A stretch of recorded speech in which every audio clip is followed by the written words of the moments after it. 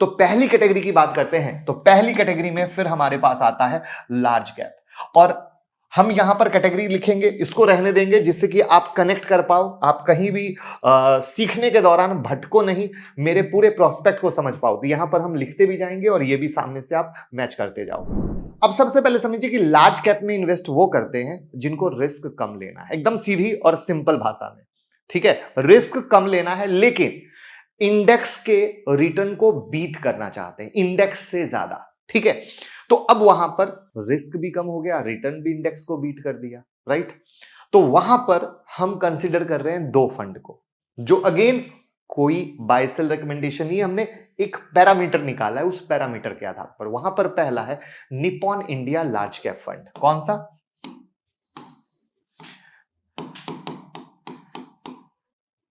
Nippon India large cap fund. और दूसरा है ICICI Pru blue chip fund. ये हमारे दो फंड हो गए।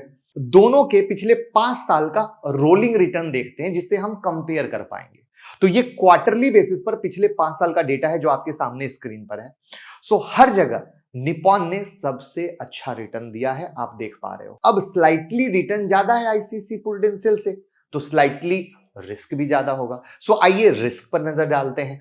तो निप्पॉन का स्टैंडर्ड डिविएशन स्लाइटली ज्यादा है आईसीआईसी से और बीटा 1 से कम है, लेकिन आईसीआईसी से थोड़ा ज्यादा है। उसी का नतीजा है कि अल्फा भी निप्पॉन का ज्यादा है आईसीआईसी से। अल्फा होता है एक्सेस रिटर्न जो पार्टिकुलर फंड ने रिस्क लेकर जनरेट किया है। यानी मोटा मोटा ये हुआ कि रिस्क लेने में कोई बुराई नहीं है, लेकिन रिस्क ले लिया तो रिटर्न भी तो ज्यादा आना चाहिए। तो वहां पर इन सारी स्टडी के आधार पर निप्पॉन आपका अच्छा निकला। और इसीलिए वीडियो के शुरू में जब मैं इसको बता रहा था तो मैंने कहा था दिमाग में रखना, इनका बार बार जिक्र आएगा।